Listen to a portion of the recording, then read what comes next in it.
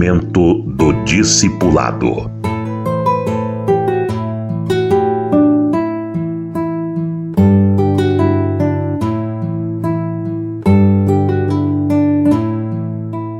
O Senhor envia perseguidores para desanimar os cristãos acomodados. É isso mesmo. Quanto a nós, o Senhor nos manda animar os irmãos desanimados. Mas da parte de Deus, Ele manda dificuldades. Porque há pessoas que estão no meio do povo de Deus pelas metades. Eles não são sinceros, não estão dispostos a serem cristãos verdadeiros, não querem pagar preço nenhum, mas querem ficar de carona, recebendo as bênçãos de Deus. O Senhor vai mandar dificuldades para que essas pessoas se definam. Ou eles se tornam cristãos verdadeiros, ou então eles vão se afastar, não vão conseguir resistir. A tribulação é um instrumento de Deus para filtrar as pessoas. O cristão que não quer pagar um preço alto por servir ao Senhor, ele não quer deixar o mundo, ele quer um pouco das bênçãos de Deus, mas também quer continuar a sua vida no mundo. Essa pessoa é incoerente, ele não vai conseguir permanecer, mesmo porque Deus não quer que ele permaneça desse jeito. Deus quer que ele se torne fervoroso, decidido e fiel, ou então que ele seja frio de vez. Você já leu isso no Apocalipse? O Senhor diz: quem deras que fosse frio ou quente, porque tu não és frio nem quente, mas és morno. Eu estou a ponto de vomitar-te da minha boca. Isto é uma realidade espiritual da natureza de Deus. Ele não quer crentes de carona. As igrejas estão cheias de crentes levando carona no fervor dos outros. E há alguns que se esmeram, se dedicam, se esforçam, ensaiam, vão lá para frente para motivar, são stand-up, pessoas que estão motivando as outras a se animarem. Mas tudo isso é show, é aparência e não mexe com o interior da pessoa. É o Espírito Santo que atua no interior da pessoa e a pessoa tem que responder à voz do Espírito. Nós temos que ajudar o novo discípulo a ser um cristão fervoroso, decidido. Mas vamos alertá-lo que o Senhor vai mandar dificuldades, até mesmo para que ele seja testado. O Senhor vai mandar dificuldades para que ele seja provado. Deus deseja que ele seja aprovado, mas tem que ter uma prova. Há cristãos que estão em igrejas e não querem prova nenhuma. Eles não querem dificuldade, não querem esforço, não querem obrigações, não querem compromissos. Eles querem a bênção de Deus de carona. Você entende isto?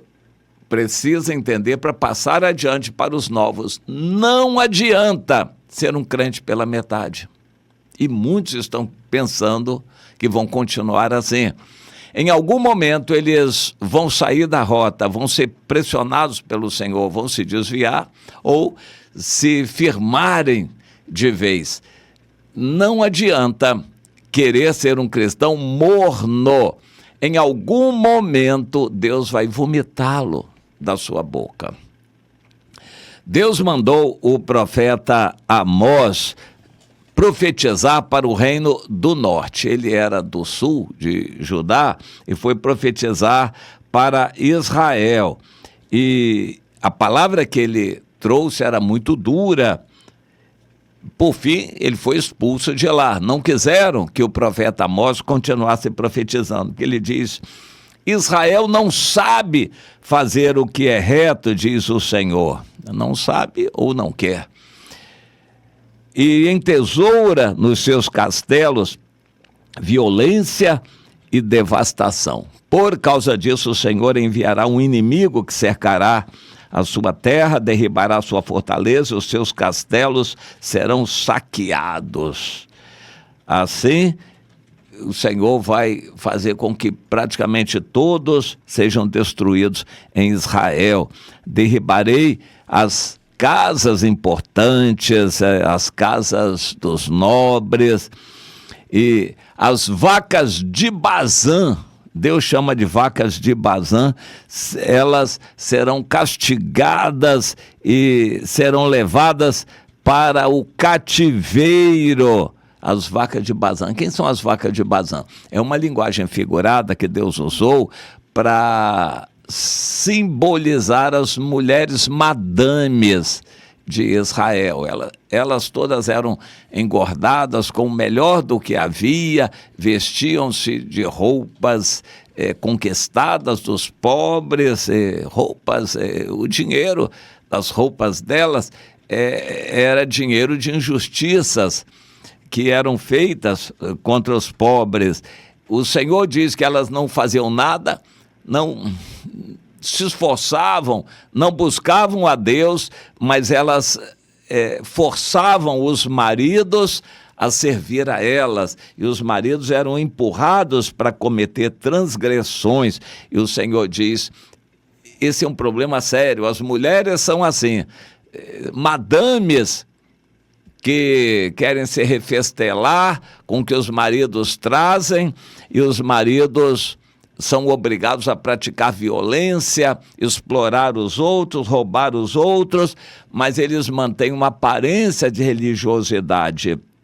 Então o Senhor desafia, no livro de Amós, no capítulo 4, o Senhor desafia, continuem a fazer essa religião de vocês, ofereçam sacrifícios na igreja, publiquem isso, divulguem, façam propaganda das reuniões de vocês, reuniões de religião com a vida toda em pecado e praticando todo tipo de transgressões contra o Senhor.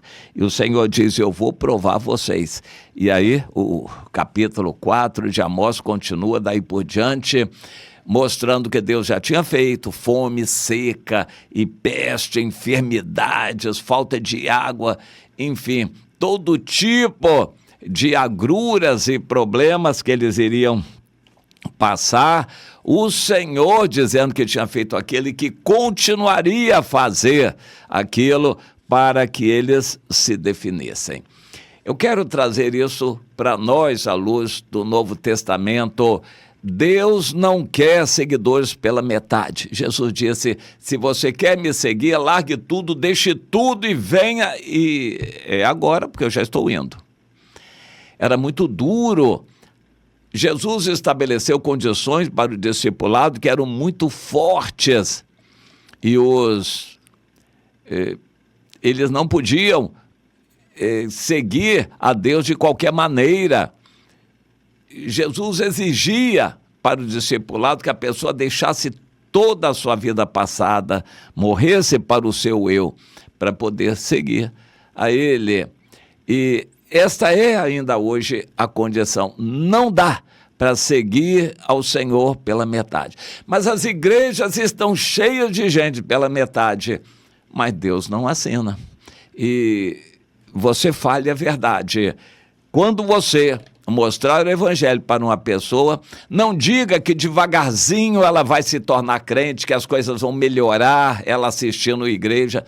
Não, não e não. Ou ela decide ser totalmente do Senhor, e para isso você tem que pregar o evangelho direito, tem que falar a palavra de Deus para essa pessoa e não só convidar para a igreja. O que crente sabe fazer é convidar para a igreja, quando muito, né? A maioria dos crentes nem isso.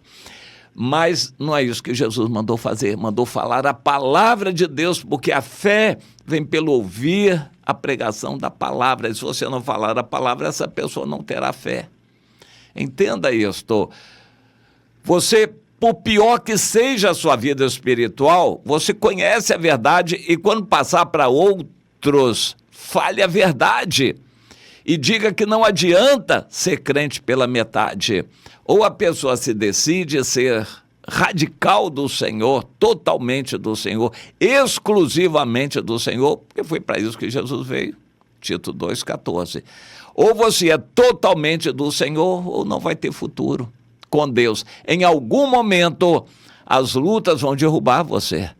Em algum momento, a fraqueza vai vencer você, o pecado vai dominar a sua vida. Em algum momento, as tribulações vão fazer você se afastar de Deus. Em algum momento, você será vomitado da boca do Senhor, não conseguirá permanecer no Senhor. Pela metade, não.